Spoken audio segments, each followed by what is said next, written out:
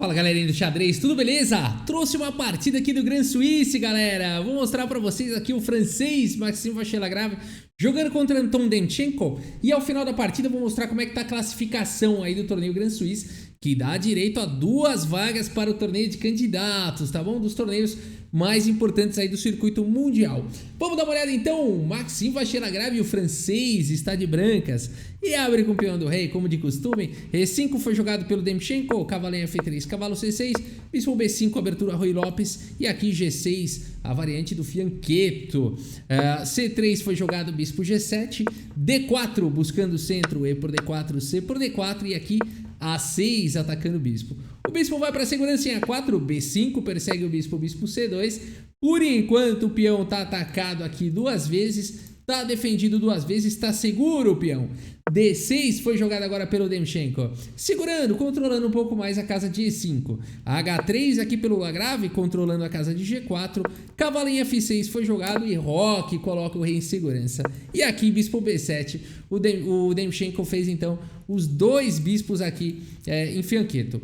A partida seguiu com A3 pelo Lagrave, Roque, e agora a torre 1, colocando mais uma proteção no peão central, torre 8, e aqui a gente já tem uma posição rara da Ruy Lopes. Já fica difícil de falar em lance teórico aqui já no lance 13, mas nessa posição já se viu jogar cavalo C3 e cavalo de bem D2. Não encontrei nas bases de dados o lance jogado agora pelo MVL, bispo G5, então a gente pode dizer que aqui a gente já tem uma partida não jogada pelos mestres, não catalogada já.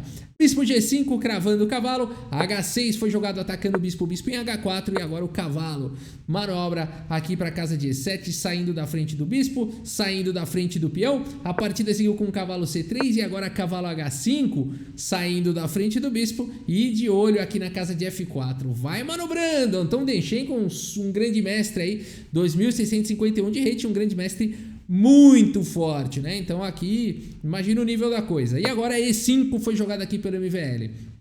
Dama D7, D5 vai avançando o francês, o cavalo chega em F4, E6. Se você olha essa posição, você fala, não é possível, né? Aqui, segundo os computadores, a posição é equilibrada, mas você olha uma posição dessa, parece que as brancas já estão esmagando aqui logo no começo da partida, né? A partida seguiu com F por E6, D por E6, aqui pelo Lagrave ele está entregando momentaneamente o peão aqui de E6. O cavalo, por exemplo, pode capturar aqui o peão de E6, mas o Demchenko fica com receio e segue com dama C6. Um erro que poderá custar a partida. Aqui, talvez cavalo por E6 fosse o melhor lance, mas teria que ter muita frieza para jogar isso. Por quê? Porque o ponto todo é que depois de bispo por cavalo tá caindo aqui em G6, é difícil de jogar dessa maneira. Por exemplo, cavalo por E6 e aqui as pretas teriam que ter frieza. Depois de bispo por E7, torre por E7. Na verdade, não diretamente bispo por G6, que seria um lance ruim. As pretas teriam um bom contra-jogo, por exemplo, depois de bispo por G6, bispo por C3, seguido de cavalo F4. As pretas estão muito bem nessa linha, atacando o bispo, atacando a torre. Depois de torre por E7, por exemplo, dama por E7, bispo C2 e torre F8. Tudo bem, o rei das pretas não é o rei mais seguro do mundo comparado com esse rei, mas as pretas têm um ataque muito forte, um contra-jogo muito interessante na posição, o que talvez colocaria até uma posição melhor para as negras. Por isso que nessa variante talvez não fosse ideal capturar em G6, mas sim jogar com o cavalo D5, agora sim, aqui praticamente forçando a captura desse cavalo. E aqui depois então, por exemplo, de bispo por D5, dama por D5, aliviou bem a pressão, né? Depois de C6, por exemplo, dama em E4, a gente tem uma posição, como eu falei, as pretas teriam que ter muita frieza de jogar isso daqui, né? Porque agora tá caindo em G6, entrando dama lá em H7.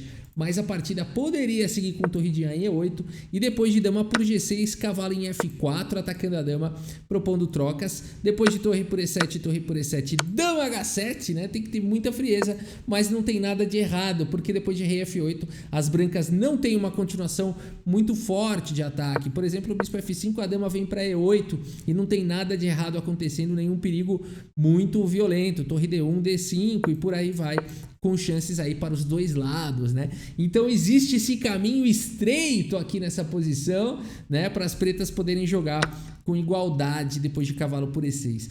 Dama C6, e o MVL agora começa a gostar da partida. Primeiro com um lance aqui absurdo, muito difícil de encontrar, é o único lance bom da posição aqui para as brancas, que é o lance torre E4, que loucura, o MVL encontra, é muita precisão desse francês, tá atacando o cavalo, a partida seguiu com cavalo de em D5, temos cavalo por D5, e agora a torre foi lá para G4, que loucura aqui do francês, sensacional, atacou agora o peão aqui de G6, torre por E6, agora o Denchenko captura o peão e traz uma proteção para G6, mas agora bispo B3, uma pancada aqui para cima desse rei exposto, dessa diagonal maravilhosa.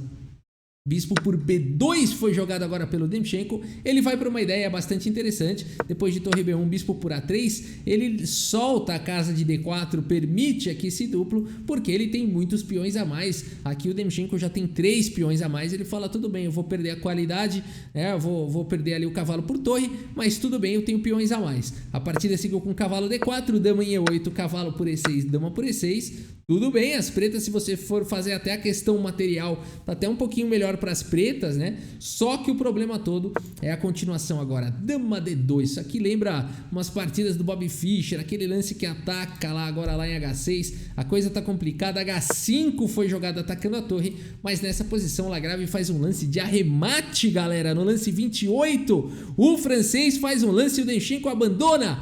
Se você quiser dar pause nessa posição e tentar encontrar o próximo lance do MVL, vale a pena? E eu espero que você tenha encontrado aqui o lance. Torre E1, olha só que maravilha, né? Que ataque aqui do francês. E o Denchenko abandonou aqui nessa posição. Por que, Rafael, que ele abandonou? Bom, primeiro, abandonou porque não dá mais, isso aí já sabemos, né? Mas abandonou, galera, por conta do tema da sobrecarga aqui na dama, né? Por exemplo, dama F7, a dama tem que ficar protegendo tudo aqui, se equilibrando e não dá, né? E tem ainda o tema dessa torre na diagonal de casas claras, um tema tático. Então isso permitiria seguir aqui simplesmente com torre por G6, aqui acabou. Depois de dama por G6, bispo por D5, cheque. Aqui qualquer lance vai levar checkmate, rei F8, rei H8. Teria que capturar mesmo, rei H7 também vai levar checkmate. Teria que capturar em D5. E depois de dama por D5, cheque, dama F7 cobrindo, estaria caindo a torre lá em A8 com cheque, com uma posição vencedora aqui para as brancas, né? Aqui naquela posição que eu falei que bispo por D5 tem que tomar, se não leva checkmate. Vou mostrar para vocês um exemplo. Se rei H8, por exemplo, dama D4, cheque, e aqui acabou. O rei não pode mais para nenhum lugar. Se rei H7, por exemplo, torre aqui em E7, cheque. E aqui tem mate em alguns lances, né? Dama D2, rei H6, dama D2. Depois aqui acabou, né? Tem que cobrir de dama e simplesmente vai levar checkmate. E aqui todas as continuações vão ao checkmate. Por exemplo, se cobrisse aqui de dama, o bispo vem para F6 e também vai dar checkmate. Enfim, não tem jeito mesmo, né? Por isso que depois de torre 1 aqui pelo Lagrave, Denchenko abandonou aqui a partida. Uma partida espetacular aqui entre esses dois jogadores. Vamos dar uma olhada no relatório, na precisão aqui deles, né? E olha só, 97, é uma máquina esse Lagrave, é uma máquina esse francês aí, olha aí, 97,6% de precisão, né? Muito preciso realmente. Cometeu nada, um nível absurdo de jogo. E aqui o Anton Denchenko acabou escorregando, né? Não foi para aquela ideia, para aquele caminho estreito, né? É isso que os grandes mestres, qual é a diferença de um super grande mestre para um grande mestre? O super grande mestre consegue criar ali caminhos estreitos de corda bamba, né? Que tem apenas uma saída. É muito difícil de encontrar até mesmo para os grandes mestres. E a gente vê então esse tipo de partida aqui no Grand Suisse, né? O MVL segue em frente. Vamos dar uma olhada como é que tá o resultado aqui então do Grand Suisse ao final aqui da quarta rodada, né? A gente tem aqui a Lireza Firuja, líder por enquanto com 3,5 pontos, permanece na liderança, né? Aqui a gente tem o Robert com 3 pontos, MVL 3 pontos, Yu Yangini, Raul Sarin, o Ponkratov, o Nager, Sarit, o Shirov, olha aí, o Shirov tá indo bem, Samuel Sevian, o Ariantari, quem diria, tá aí melhor que o Caruana por enquanto, né? E aí com 2,5 pontos outros jogadores, enfim, ainda a gente tem bastante rodada pela frente, né? Mas a gente segue então acompanhando aí o Grand Suisse 2021 para saber quem serão esses 2 outros jogadores que confirmarão as suas vagas para o torneio de candidatos. É isso, espero que vocês tenham gostado do vídeo, muito obrigado pela sua audiência, um grande abraço para todos vocês e até a próxima, valeu! Cavalo H5 no tabuleiro de xadrez. xadrez.